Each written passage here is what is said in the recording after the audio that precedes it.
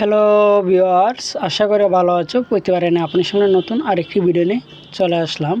আজ আলোচনা করব যে মাধ্যমিক পর্যায়ে এসএসসি পরীক্ষা ইতিমধ্যে কিন্তু শেষ হয়েছে। এখন তৈরি হচ্ছে কিন্তু এসএসসি 2025-এর রেজাল্ট এবং কীভাবে শিক্ষার্থীরা নিজের মোবাইল ফোনের মাধ্যমে কীভাবে রেজাল্টটা আজকে দেখতে পারবে, আজকে এই নিয়ে আলোচনা করব। তার জন্য ভিডিওটা সম্পূর্ণ দেখবেন, কোনো স্কিপ করবেন না। তার আগে বলে নিই, আপনি যে এই চ্যানেল নতুন হয়ে থাকেন তার আপনার কাছে রিকোয়েস্ট থাকবে যে এই ধরনের নিত্য নতুন অল এডুকেশন আপডেট সবার আগে পাওয়ার জন্য অবশ্যই চ্যানেল সাবস্ক্রাইব করে পাশে থাকুন। কারণ আপনার লাইক এবং সাবস্ক্রাইবের কারণে কিন্তু আমরা নতুন আরেকটা ভিডিও তৈরি করার অনুপ্রেরণা সৃষ্টি করে।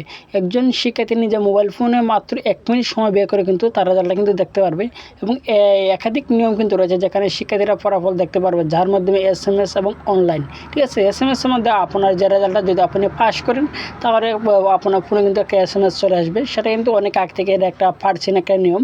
এখন যেটা হচ্ছে যে আপনার অনেকে কিন্তু SMSটা আসে, অনেকে কিন্তু আসে না, অনেক ধরনের অনেকের সমস্যা থাকে।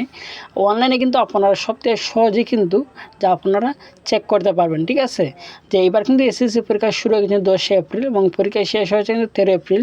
এবার যে শিক্ষার্থীর যে সংখ্যা মানে 11টা কেন্দ্রে শিক্ষা বোর্ডে মিলিয়ে কিন্তু প্রায় কিন্তু 19,40,000 শিক্ষার্থী কিন্তু পরীক্ষাটা দিয়েছে। ঠিক আছে, প্রথমত যে আপনার সবচেয়ে সহজ যে নিয়মটা যে আপনারা কীভাবে রেজাল্টটা দেখবেন, সেটা প্রথমত গুগলে চলে যাবেন। যাওয়ার পর দিবেন এসএসসি রেজাল্ট লিখে সার্চ দেবেন। ঠিক আছে, সার্চ দেওয়ার পর কিন্তু প্রথমত আপনারা একটা ওয়েবসাইট পাবেন যে এডুকেশন বোর্ড বাংলাদেশ।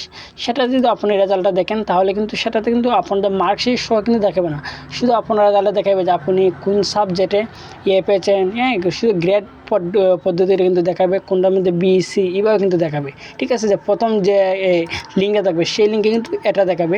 একটু নিচে যাবেন, যাওয়ার পর দেখতে পারবেন যে বোর্ড রেজাল্ট। হ্যাঁ, যদি বোর্ড রেজাল্টে দেখেন তাহলে কিন্তু আপনার মার্কশিট সহ কিন্তু দেখে নিতে পারবেন যে আপনি বাংলাতে কত নাম্বার পেয়েছেন, হ্যাঁ ইংলিশে কত নাম্বার পেয়েছেন। যদি কোনো সাবজেক্টে যদি মনে করেন প্লাস বা কোনো কম আসে তাহলে দেখতে পারবেন যে আপনি কত নাম্বারের জন্য আপনার প্লাস আসে না এবং কত নাম্বারের জন্য আপনি ফেল করছেন বা A to Z কিন্তু দেখতে পারবেন। এই দুইটা নিয়মই কিন্তু রেজাল্ট দেখা সবচেয়ে সহজ নিয়ম।